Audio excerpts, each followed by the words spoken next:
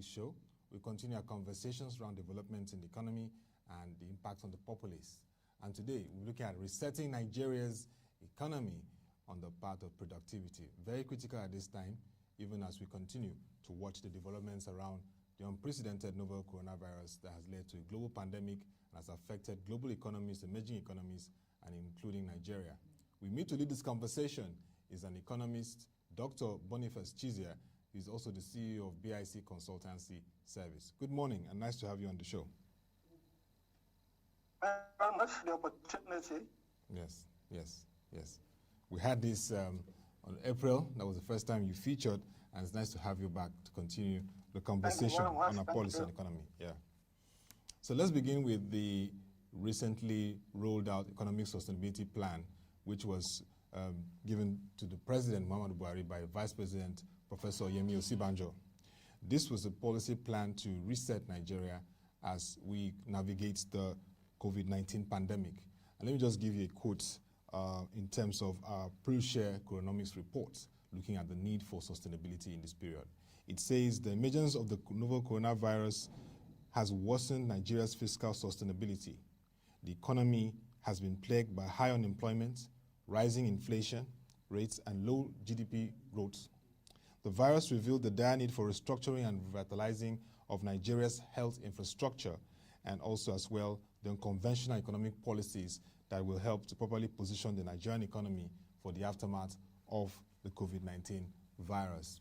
So when we look at this sustainability plan, the planks of 3 pillars, looking at the first pillar of the real sector, looking at intervening in the real sector, and the second plank of a linkage between monetary and fiscal policies, and the third, which is implementation, looking at the need to bounce back our economy. What are your initial thoughts around this plan and its drive to reposition our economy? Well, I think that the first observation that comes to mind is the fact that the Nigerian economy was physically challenged before the coronavirus. If you recall, we've been on this issue of the fact that when we talk of sustainability, it's not the question of the debt to GDP ratio.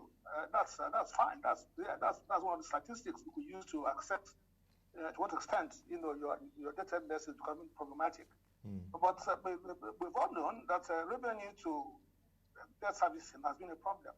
Yeah. And what I just come out recently after the pandemic is that, for instance, we are spending 99% of our revenue as per end of first quarter 2020, as included, indicated in the medium-term fiscal strategy, plan.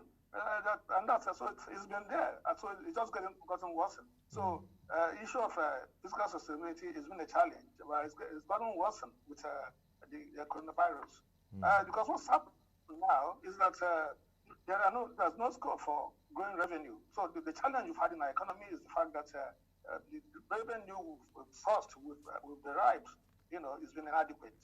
So you look at your tax to GDP, you look at your what you collect from tariffs and the customs, and in totality, so you're not generating revenue. And we've been saying this and saying it over and over again, that there's overall concentration on this money from the extractive sector, from oil, and nobody is thinking about getting to enlarge, to contribute to this national cake. We're all concerned about the cake at the center and how we're going to share it. So the chicken has come home to roost, and that's exactly what the challenge we have. Yeah, like you said, the chicken has come home to roost, and all major analysts across the world agree, and even in Nigeria, that it's time to structurally reposition our revenue base. That means that we have to really change the mix. Like you said, crude oil has accounted for most of our revenue, but it's time to restructure. So when you look at this plan in terms of reflating the economy, in terms of making it navigate this challenging phase and sustain growth, we 1.87% first quarter 2020. We're looking at some projects in the economic sustainability plan, like mass agriculture, cultivate more land, 20,000 hectares per state, in terms of looking at digital technology, mass housing, looking at using local materials as substitutes instead of importing more. also looking at support to MSMEs, areas like domestic gas utilization. All these plans are designed to reflate the economy, stimulate the economy. When you look at these projects, are those projects very key to driving sustainable economic growth at this point? Well, I think that the first thing to say, observation to make, is that we don't have any choice but to reflect the economy. And this is happening across all countries in the world. So when you have a crisis, so you're trying to reflect, you're trying to reactivate idle capacities, you're trying to get people back to work and so on and so forth.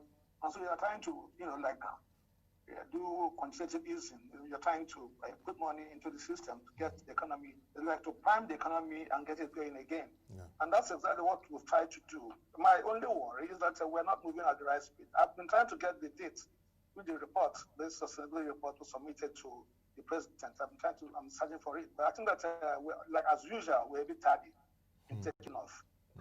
Certain things, if you look at that report, there are certain things, first of all, the timelines for most of the projects, programs, and policies in that report, they're normally 1 year.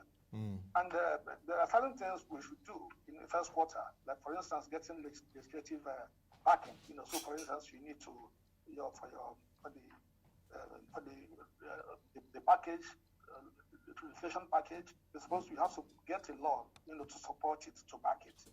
And we don't know what's happening to that. It's something that we have done, as much as we're still waiting for the president, to take a decision. And then, so, the one that the National Assembly, the House of Reps, looked at, they looked at it even before the committee was put in place. That was about 26th of March. This committee was put in place start of March. And so that will seem to have, what, if you like, anticipated this coming. So maybe it's been taken over by events.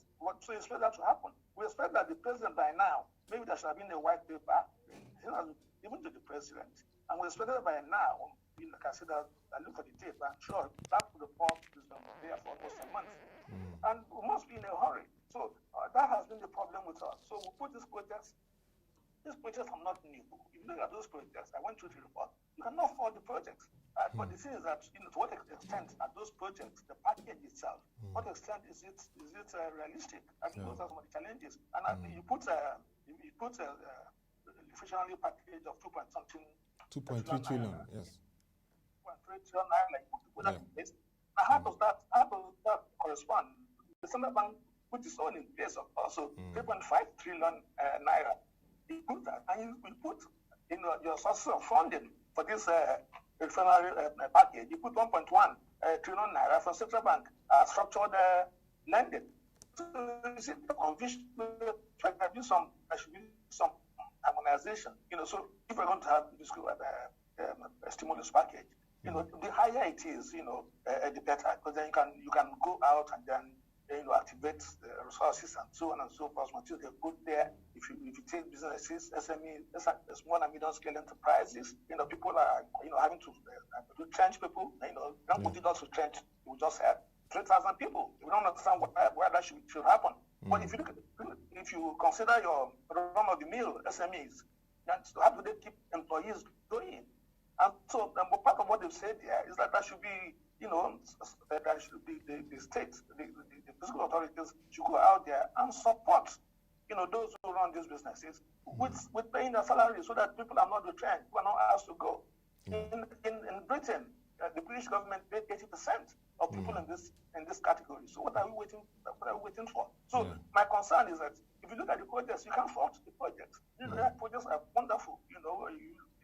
The digitalization of the economy, the issue of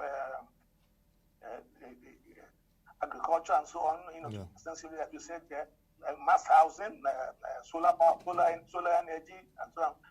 It's been thought through. But the problem is that we'll still be discussing this thing, and then time would elude us. So I think that's my concern. I think that you look at the projects, yes, the projects are spot on. You look at it, and then like you say, let's get going. Let's have implementation, and that's where I have my concern. Yeah, I understand your point. It's very important that we run with the pace. I mean, other countries major economies are running with the pace. They know that it's not a time to waste. You have to implement policies and run with it quickly to really stimulate economic activities. But as an economist, I'd like to present the 4 scenarios that the ESP looked at and what for you is important for the nation to note. The first scenario was that with no stimulus, that is, if the country simply sticks to its budgets, the economy will decline by minus 4.40% at best. The second scenario is that with a stimulus of just 500 billion naira, the economy will decline by minus 1.94%. The third scenario is that with a stimulus of 2.3 trillion naira, the economy will decline by lower at minus 0.59%. And the final scenario is that with a stimulus of 3.6 trillion naira, there will be negative growth, but only of minus 0.24, only of minus 0.42%, I meant to say. So when you look at those 4 scenarios, what do you likely see for the economic outlook based on these plans estimates? Well, if you ask me, for me, well, these are guesstimates as far as I'm concerned. What is certain to everybody is that no matter what we do this year, we must have a contraction in the economy. There's no two about it. Contraction. Like say it's going to take time to get done. Yes, there's going to be shrinking. So that's shrinking. Like they put there minus 4.4%. The World Bank did indicate, I think their own projection is about 3.4% or so, thereabout. But they were optimistic. They did say that the subsequent year, that the economy is going to grow by 2%. And so what I'm saying is that to begin to, no matter the scenario you have, no matter if you take the amount of the package we put together, that's the inflationary package. If you add central bank 3.4 and add their 2.3, that's where we are up, up there. And you must be to those central banks. Central banks are already beginning to disburse money. I was reading in the papers yesterday that in the health sector where they put 100 billion naira to promote health research and so on, drugs and so on, that they've already given 10.something billion. They've issued guidelines to enable people to access this one. That's what we want to see. We want the fiscal authorities to catch up with where central bank is leading, let them catch up with central bank. So I think it's very important. If you don't begin to implement these things, we can have all the scenarios and so on and so. It's good for us. And so it helps us to think out to the paper and so on and so forth. If you ask me, do they have many more there with which they did this? Because I have to be interested.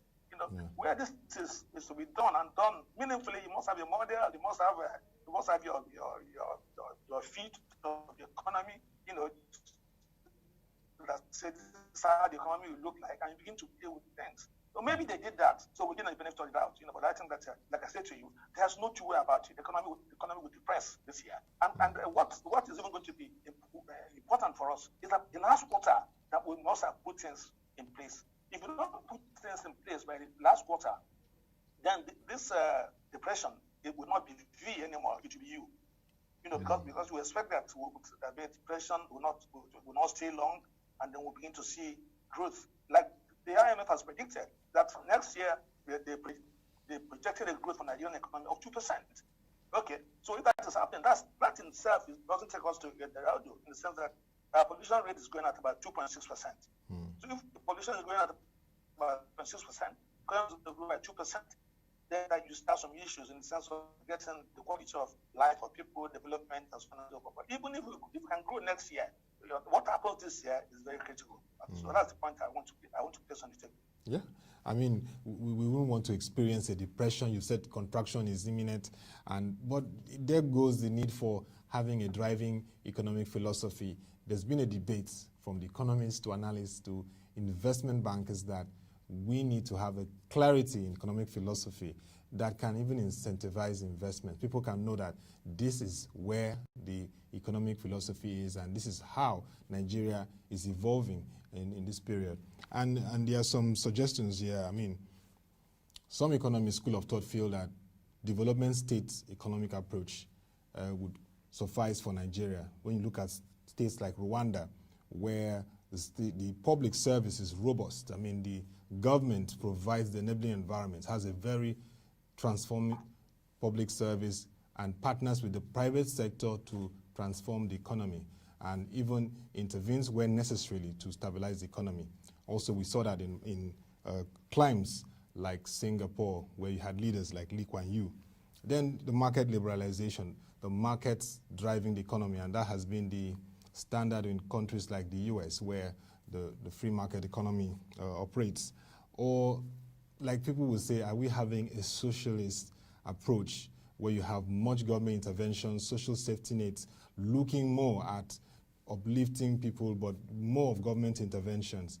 And a recent interaction with one of the people in the team of the president was saying that this government is looking at a protectionist and managed economy approach, which seemingly looks like much of a state intervention to assist Nigerians. So my question to you is, when you look at economic philosophy, which is critical for a nation, what do you see around this nation, and what should be the approach if we would take from the economist perspective? Well, I think that Nigeria, we're not defined. We've not been able to define our economic philosophy.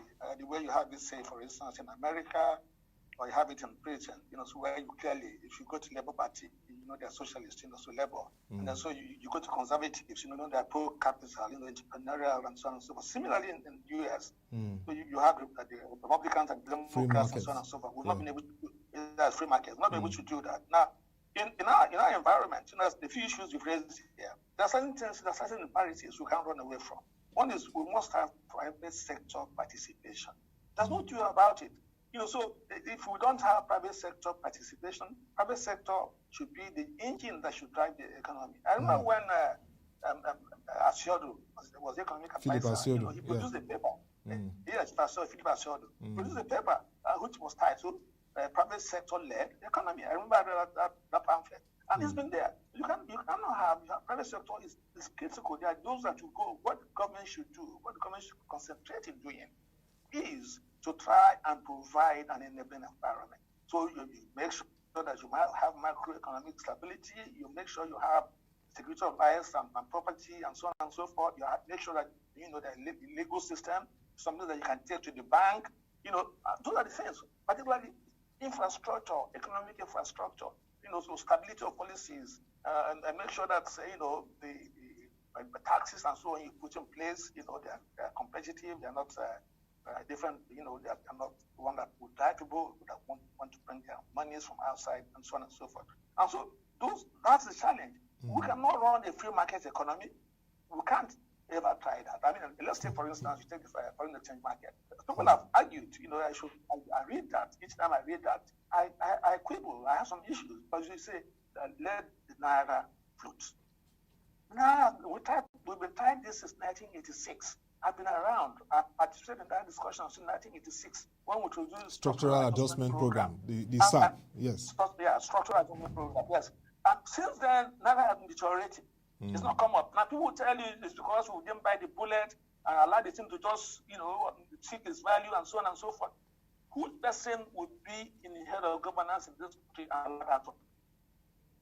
On this administration, that was tried. When NFL came on board, the of exchange was dollar, and there was cry, we are managing the dollar and so on and so forth. We should liberalize it. The IMF and so on, they got on the bandwagon, and then we caved in. And then we tried to liberalize. And what the central bank said, look, we're going to be a swing. We participate. We watch the market go. What's happened? The thing was going to 500 naira to $1 until there was a panic in the land. Panic. Now, if you allow it to happen, given the way we are structured, given the fact that we are overly dependent on the external sector, where we import things we should not even import, if you allow that to happen, Naira will send for 1,000 to $1. It will never come down again. So it's a struggle. We have to be very careful when we are talking about, allowing free market and so on and so on. What is it today? So it was at 306 or so. And then we now started this. We need to get money from IMF to find this rapid finance development. The $3.4 billion they gave us, yes. And to make us attractive. We allowed this thing to fall from 306 to 360. Now today, you have to struggle to get it at maybe somewhere between 360 and 400. If you go outside the market now, if you go to the parallel market, 425 to $1. And so when we bring things like free market, economy, and so on and so forth, you don't have a market here. So when you don't have the market, you have a dominant supplier, which is central bank. Central bank, until they put this sustainable, and all those people have this thing, certain the thing, PC.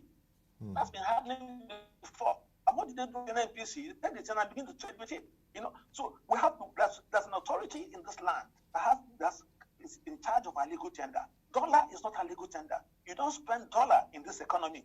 And so if anybody earns dollar in this economy and you're not putting it in the ministerial account, give it to the central bank. And so we can grow our reserves. One of the challenges we are going to have now is that our reserves is going to be, there's only one way. It's going to be depleting and depleting and depleting. The oil market is not coming. People are not bringing money. We're not, but there's going to be demand and demand. And people are crying and saying, you can't get the dollars. How can you get the dollars when those who manage the economy know what implications it will have? For us to allow that dollar, the reserves to go beyond certain level, it will worsen the risk assessment of the economy. So there are so many challenges. So we cannot do free market. We cannot do socialism. But we have the informal market is very large, very large. And so that means the social welfare net, we must continue with it. Social welfareism. They put that, yes. They put out figures and say spend almost 200 something billion and so on and so forth on social welfare. You say to yourself, how much on education? Yeah. And we're spending 27 billion to renovate National Assembly. Now I can't believe my friend has come back to say it's about 9 billion. Even that, to renovate, And so we have issues. So for me, it's not an issue of we know what to do. What to do is that first of all, we cannot government on its own knows that it does not have enough capacity, to do whatever it wants to do. You have a special government revenue, to just to pay service debt. We are not talking about paying principal. Talking about servicing debt. We are using 99%. Yes, 99% of our revenue to service debt. So it's obvious to all that government cannot. Something they've done, they privatized the infrastructure, it's not working. We're having issues. Now, there's even of time to revise that. How do you revise something that you've done, it's like official and so on? Do you damage that will do to you as a country? People out there watching and seeing what's happening to us. So you go in, you put the program and so on and so forth. And what has happened again is because we don't come to we don't put the interest of this country in front. So we want the table and know that we have to sell the assets. And those government in the position to do that, they bring their friends, to front for them. And so you say to these things, to people who don't have the capacity, don't take know-how, to manage this thing. So some don't even have resources. They even went and borrowed money. They use their influence, borrow money from the banks to buy these things. And so when we start having problems, start having crises in place, and then why should we be surprised? And you look at the thing that they are doing. You cannot eat your cake and have it. Yeah. If you put people there and you say you're going to privatize and you're bringing in private capital, then the people private capital should be allowed to ride the thing. And even if you want to control the tariff, you go agreement with them and say you're going to have multiple year tariff. Then you do that and you're still not keeping to it. And so you want to increase tariff and Labour comes and says you should not increase tariff. What has Labour got to do with that? Some resistance level from them. So I think that those are some challenges. We better get our hands together. I think managing our economy, we are confused. That's what it is. We are confused. But we're going forward labels and so on and so forth. We need private sector. We can't do anything about it. The federal authorities know what to do, and then we need to make sure that we're building supports, for those, who are vulnerable within those are marginalized. Those, as we saw during this pandemic, those have to earn money every day to live. There are many. And so now we're talking about palliatives and so on and so forth. We don't have, even up to now, we don't have a clear-cut register of who gets what. And then we stand before the public. The camera is rolling, and the minister for social whatever it is, she's humanitarian affairs. Sharing notes. At this 21st century Nigeria. Okay, assuming those who don't have they don't have account. Now I don't have the central point. Somebody within the local government that has an account and share it to them and make sure who is getting what and so on and so forth. So there are many things that we need to do, and I think that the sooner we buckle up. Let me take you. We are playing with fire. Yeah. Dr. Boniface, let me just take you on managing the foreign exchange. What do you say? I mean, there is a school of thought that says manage floating. That's a managed floating system. The school of thought says liberalize, as per they want it liberalized to attract more investments. What do you say in terms of the position that should be taken at this time? I've tried this since I've been around and I've followed it. Yes. Let me tell you, what MFL is doing is just the best thing to do in circumstances. Okay. We got to a stage whereby they managed to create a window. Is it a porter-exporter window? That window was supposed to mimic. Is it an investor-exporter window, something like that? Yes. That window was expected to mimic pre-market. Because what that was supposed to do is, if I need foreign exchange, and you have it, both of us will come and agree at the rate at which it's going to be exchanged. Now, what the banks are supposed to do is to give us a platform, to provide guarantees that this would happen as we said it would happen. And that window attracted lots of funding, into this economy. And so we have that window. So you manage it in such a way that now and then the other part. You don't liberalize like that. And then also you must have demand management. There's no truth about that. Now we can't have a situation where people are importing things, they put there in this sustainable plan. One of the major thrust of this thing is that we should eat what we produce. Yeah. Like what's happening in the past. Yeah. So we don't do what we eat, we should eat, what we produce, what we should eat. And so you have the National Assembly. They want to import cars. Then they don't have. That's how we killed all these assembly plants in this country. I don't know if Poetry is still operating, but if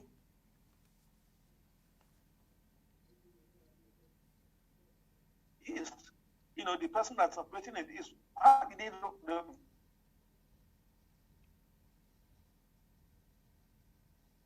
how did they begin to buy from him? Yeah. Yes. So so that's college. So so that's the thing. So I think that we should be very careful what we're doing. I think what we're doing with the foreign exchange is what should happen. Because the alternative, there's no alternative. If you leave it, we'll have crisis in this land. Already the inflation is high. In fact, what you have today is stagflation. It doesn't normally happen. Okay. Stagflation. Rising inflation. Your economy is not growing, and you have inflation. That's what you have. Normally, it doesn't go like that. When your economy is not growing, it means that you don't have demand and so on, but effective and so on. And so there's no demand on those. Why should there be inflation? But because of this crisis and so on, we have stagflation. So we're not even stagnant, because we're not. If we're not careful, we're going down, and then you have inflation. We pray that it doesn't get to depression. If it gets to depression, all of us will be in trouble.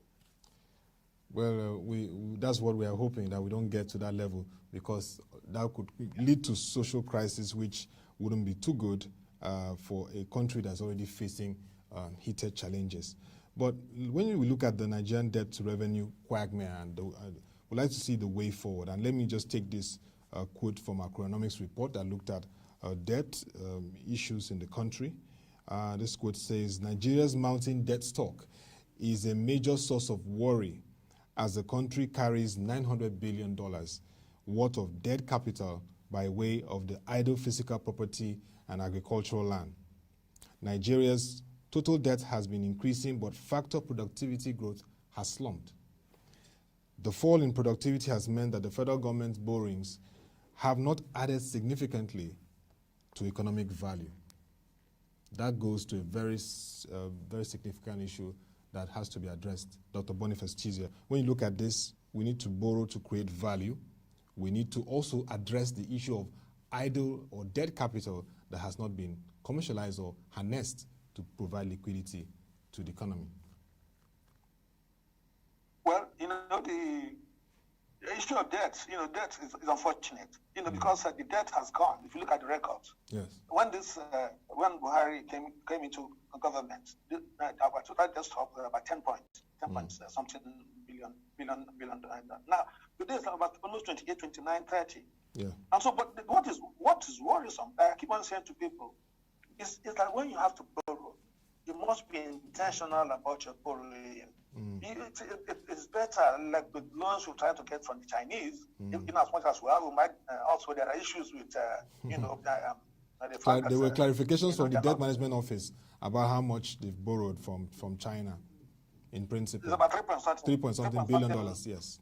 Yes, yes. But then those ones are supposed to be project side. But I was going to say that's the way to go. Yeah. But then of course, you know, the Chinese are not transparent about what they do. In the sense that they need to come clean. They bring the product. Yeah. Yes, they need to come clean. So okay. they bring the things they need to bring to the fund to do the project. They send that people to work on the project, and so there's no competitive pricing in the thing. Yeah. Okay, so but they give us the conditions are, you know, the loan conditions are low, so it's low interest, and there's the payment period is long, and so you have moratorium before you pay, and so on and so forth. So we go with it. So but where we are today, even given the crisis, is tough because we don't have any choice. You know, if you accept you want to get the economy to grind to a halt, you have some national governments that are so dependent on the center. Yes. And so even to pay the salary that dependent on the center. And so if you're not selling oil, you're not getting money from oil. So it has no income from anywhere. And given the crisis we are in, I mean, I listened to the sustainable project that's talking about increasing revenue. How are you going to increase revenue in circumstances? I don't see where it's going to come from. There's no place except you take loan. Like you take 3.4 billion from IMF, you put it in your external reserves. It gives you a boost, but that's where it will go. Otherwise, there's no way. What you have to do is let's try and manage our costs. Excuse me. Sorry, man. I listened to I know the vice president. You know, he did say that the cost of governance is very high. Yeah, extremely high. Big government. Yeah. We should begin to have.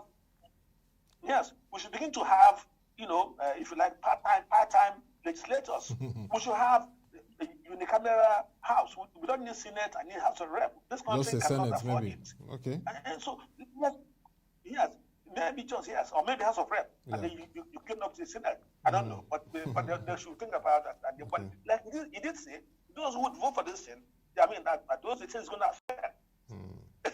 And so how are you going to get it through? Yeah. You know, so there are challenges. Now, you take our Sahel report. There was submitted since 2020 and 2020. That was during the administration of President Goodluck Jonathan. 2012. Yes. 2012. Yes. 2012. It was submitted around April that time. Yeah. Now, the president suddenly heard that he's taking this up and he says this. Now, you cannot work with that because between 2012 and now, the number of ministries, agencies, and departments have doubled the number. Yes. Okay, so maybe you take it and look at it. But I think that fundamentally, let's not run away from restructuring this economy.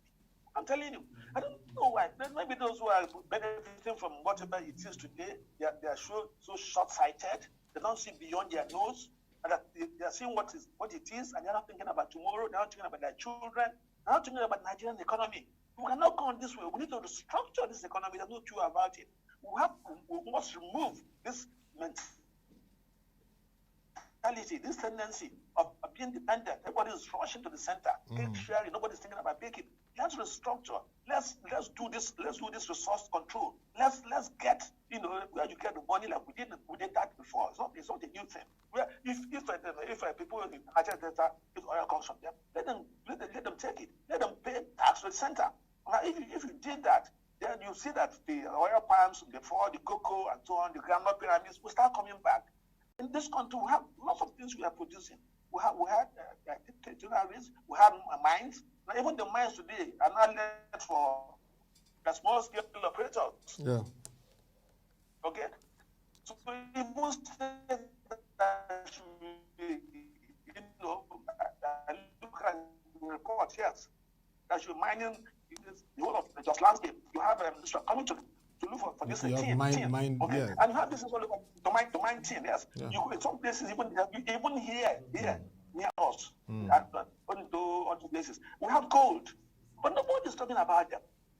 Okay. Let me just, Doctor, just to let you know that recently the mining Mines and Steel Development Minister, Architect Olamilekun Adebite, had talked about the fact that they want to really reset the economy revenue through solid minerals. And as you're aware, there are 44 minerals that have been identified in over 500 locations in the country. But there are 7 core minerals that will be the thrust of how to drive this whole process around mineral resources. Listed ones are like gold, bauxite, limestone, bitumen, iron ore, amongst others. These are part of the value chain of how to drive the mineral resources. So in terms of action, we see, but like you say, you need to see more traction, transparency, and accountability in that regard. But yes, I agree with you that. Let me tell you, I'm not as optimistic as you are. I've been around for a long time. Yes, I know. I've been attending Nigerian Economic Summit for so many years. Yes. And I used to go to those summits and they come report on minerals in this country. We have it. Yes. If you go to Nigerian Economic Summit Group, this thing's report is not new. Yeah. We just go around and around and we keep on bringing reports. Reporting person comes and pretends he's doing something. We don't need those reports. We need action. Okay. I mean, if it's the action, I agree with you, because it's time for implementation. It's time to see action. Let me just quickly take you on 2 parts. First, when you say restructure the economy, what are the thrusts of your suggestions or your interventions? Okay. I think it's very easy. You see, if we want to be honest to ourselves, that we had a national conference, 2014. Yes. That national conference produced a report. Now, some people are claiming that, Jonathan put that report and so on and so forth, not implement. We have a report and was assembled, probably with the cream de la cream of this country. They assembled there. We will spend so much money, we spend billions of naira, for them to put out that report. Let's revisit that report. Everything we need about structuring is in that report. You have to look at the things that you put in the Constitution, because at the end of the day, it will amount to revisiting the Constitution. All those things you put that the federal government will be in and so on and so forth, and states, we need to look at those things again, those services, policing and so on. For instance, the states are not supposed to, cannot even begin to mine the spoil minerals today, because they say it's an exclusive whatever exclusive list, yeah. Mineral resources. Yes, not concurrent. Let's even look at that. Let's even look at security. Look at the problems we're having in this country. We're not even talking about security. People are coming, Fulanists are coming and going to the states in the south and then abducting women and raping them, and they're clapping. I saw a video, they're raping the woman and they're clapping amongst themselves and so on. You know what that means? You do to that woman's psyche. And like the way I said on television, that woman is not just actual fact of the rape. What you done to her psychologically, she will never live before she lives down that thing. It's incredible. Some cannot even get over it in their life. Yeah. It's such a terrible crime for anybody to commit. Yeah. And that's happening. It's happening here. So what sort of security do we have? Now the West, they come and say they do whatever it is. Yes, what's happening to it? They are afraid of implementing it. Yes. Let them implement it. Why are they afraid of the center? Let's call it by its name. Yeah. We need. You cannot have this. You cannot have this one at center, but really not everywhere in this country. It doesn't work. You have the IG in the state. The governor is there. The IG is not answerable to him. The commissioner of police, yeah. Also, yes. So how do you say it's a chief executive officer in the place, and he cannot tell the IG what to do. The IG takes instruction, from the federal police, and the special general police will take instruction from the president. Yeah. They're not rocket science. What to do? We say, what do you mean by restructuring? We know what it is. And let's begin to implement it. So fiscal. If they're afraid of revenue. Yeah. Okay. Let me tell you. If they don't want to go the whole hog, to say if you get money from a place, keep it. Yeah. All right. Let's reduce. Let's decongest the center. Okay. And then let's look at the sharing formula again. The fact sharing formula. You put more responsibility. Yes. Because currently it's federal 52%, states 27%, and local governments 21%. Yes. So maybe. So let's give federal